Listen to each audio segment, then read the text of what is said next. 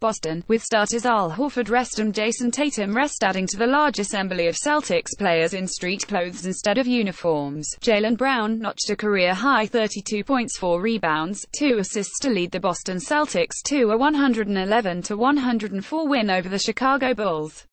Greg Monroe was critical to the win, pouring in a triple-double worthy 19 points, 11 rebounds, and 10 assists. The winning effort was accented by fireworks from two-way player Jabari Bird 15 points, 3 rebounds, 3 assists and recent pickup Jonathan Gibson 9 points.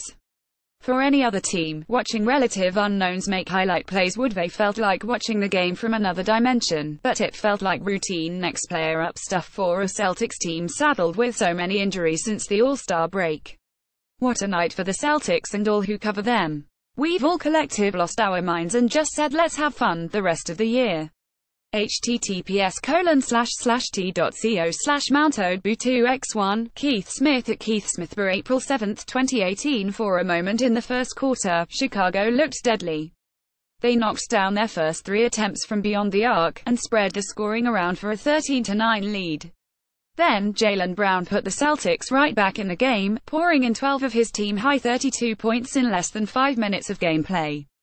Gushon Yabusele also made his presence felt early with a pair of impressive blocks at the rim. Even with Boston's young swingman putting up highlights early, Chicago stayed level by making 4 of 6 from behind the arc. At the end of the first quarter, the teams were knotted 30-30. Greg Monroe paired up Shane Larkin, back after missing a short stint of games, and two-way contract man Jabari Bird early in the second quarter, running the passing lanes and finishing nicely at the rim. Monroe had 6 of his 10 assists in his first 10 minutes. The Celtics big man helped Bird to a career-high 15, 13 of which he had before halftime. In spite of some nice playmaking from the Boston reserves, Chicago kept shooting the lights out, forcing the Celtics to challenge shooters on the perimeter and leaving the paint exposed.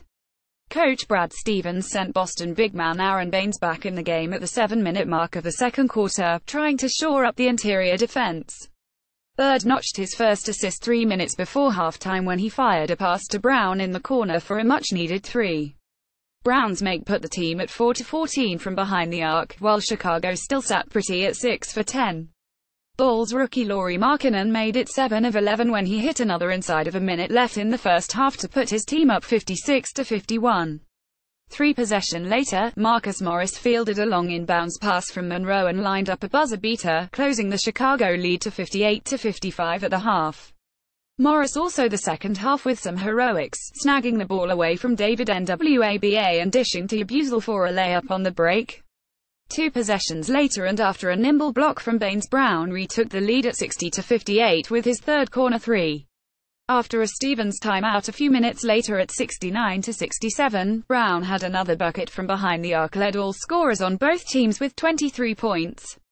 Bulls guard Cameron Payne canned his third 3 and marked the game's 15th lead change for the Bulls, but Rozier quickly made it 16 changes with his own bucket from downtown to make it 72-20. With 1:44 left in the third quarter and coming back from a break, Bobby Portis and Marcus Morris shortened the bench for both teams. After drawing at each other before an inbounds pass, the two were assessed double technicals twice, 4 fouls before the ball even came in, and promptly ejected. As time expired in the third, the Celtics clung to a 3-point lead, 79-76. Monroe continued his strong performance headed into the fourth, helping keep the Bulls at arm's length before the final frame. Late-season recruit Jonathan Gibson drilled his first 3 as a Celtics for an 84-81 lead early in the fourth. He had his second minute playing trailer for Monroe, who dished back to Gibson behind the line on the break. Gibson's make put the Celtics up 89-86 with less than 9 minutes to play.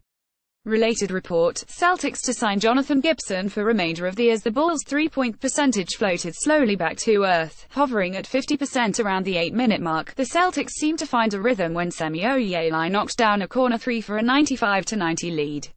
Monroe got his 9th bucket and hit the double-double mark to make it 99-92 minutes later, and hit Jaylen Brown for another corner 3 shortly after to snag a triple-double.